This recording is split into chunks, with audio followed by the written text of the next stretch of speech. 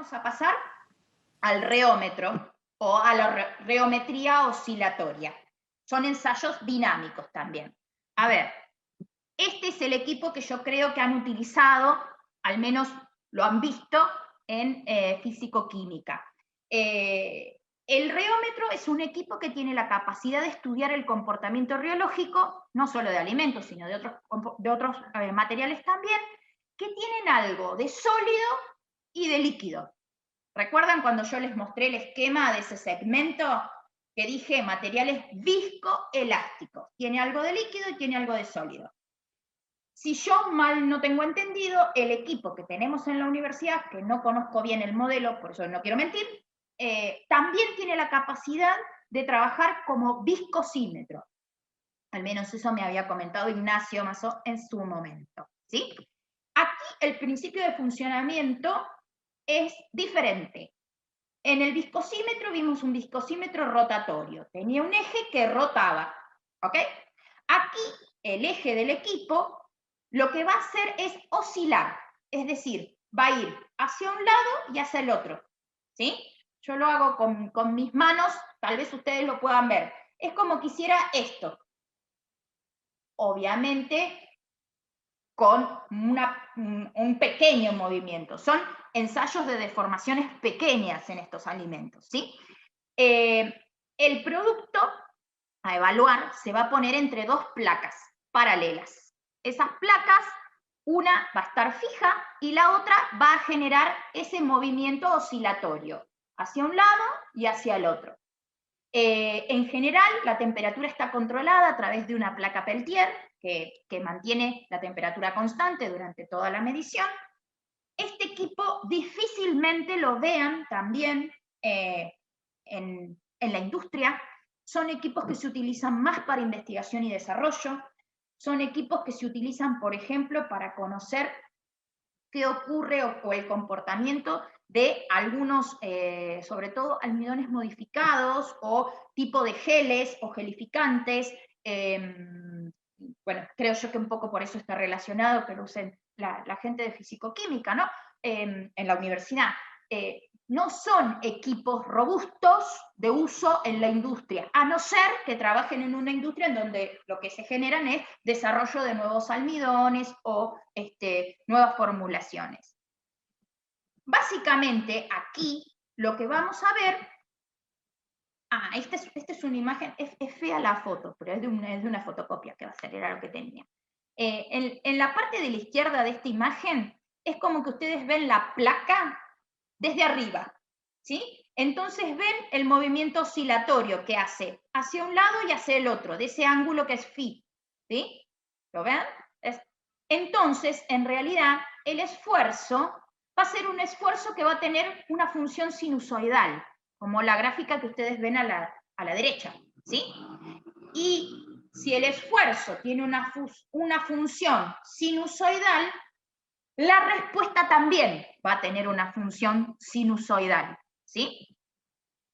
Entonces, va a aparecer una componente que es importante, que es un ángulo delta, que tiene que ver con el grado de desfasaje que hay entre la función sinusoidal de la fuerza que está haciendo sobre el producto y la curva sinusoidal de la velocidad de deformación respuesta.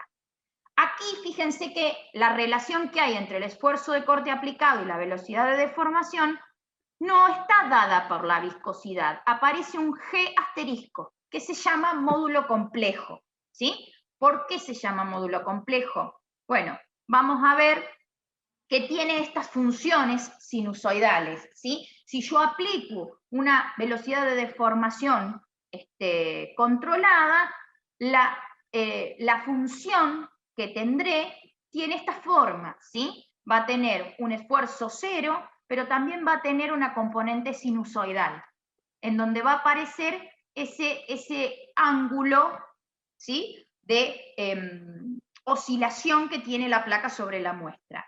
Y la respuesta que tendré del equipo tendrá también una función sinusoidal con un ángulo delta que aparece allí de desfasaje.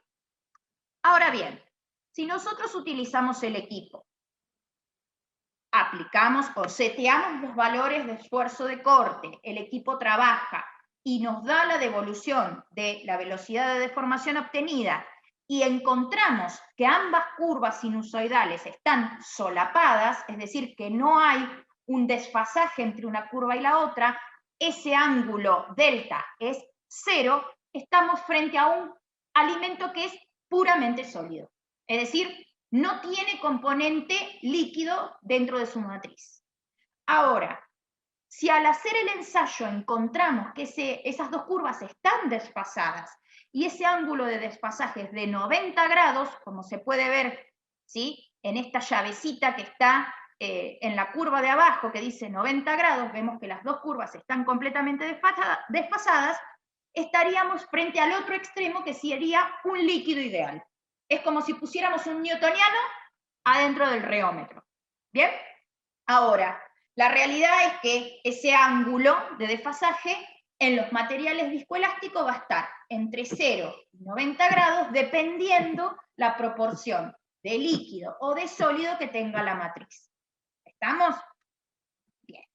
Entonces, dijimos que la relación que existe entre el esfuerzo de corte aplicado y la velocidad de formación se llama módulo complejo, que es ese G asterisco. Cuando yo hago el ensayo con el reómetro, voy a tener que encontrar ese valor de G asterisco. Pero también el equipo me da otros valores. Me da G', que es el módulo de almacenamiento, que describe la fracción sólida que tiene ese alimento viscoelástico, G', que es el módulo de pérdida, que describe la fracción fluida que tiene ese alimento, y también me da el tangente de delta. Recuerdan que delta es el desfasaje que hay entre las curvas de fuerza aplicada y deformación obtenida de ese producto. Fíjense, allí aparece la relación que hay entre G' y G'' con el módulo complejo, a través del seno y del coseno de delta, ¿sí? Es por eso que la relación entre G'', que dijimos que es la fracción fluida, y G', que es la fracción sólida, nos da la tangente de ese ángulo delta. Estos son datos que nosotros podemos ver y reconocer que nos da de respuesta del equipo. Entonces, ¿qué pasa si cuando hacemos un ensayo tenemos una muestra que tiene una componente G' muy alta o mucho mayor que G''? Por ejemplo, aquí tenemos una muestra de un gel de capa carragenano al 1,5%, ¿sí? En este caso, podemos decir que como que G' es mucho mayor que G'' y el tangente de delta es menor que 1, predomina el comportamiento sólido de la muestra. ¿Está? Voy a informar esos valores de G', G'. Ahora, en el caso contrario, si tenemos, por ejemplo, un G'' mucho mayor que G', ese tangente de delta será mayor que 1. Y podemos decir que tiene un predominio del comportamiento fluido de esa muestra.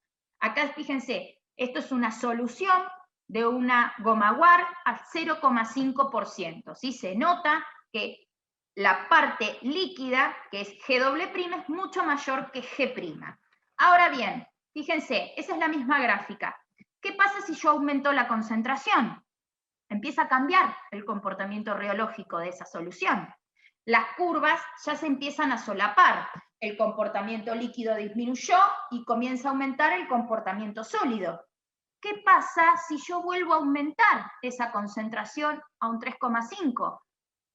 Predomina aún más el comportamiento sólido. Y si tengo esto ya es un gel, ¿sí?, con un 5% de goma guar, fíjense que el G', que es la curva azul, es mucho mayor y está por encima de G''.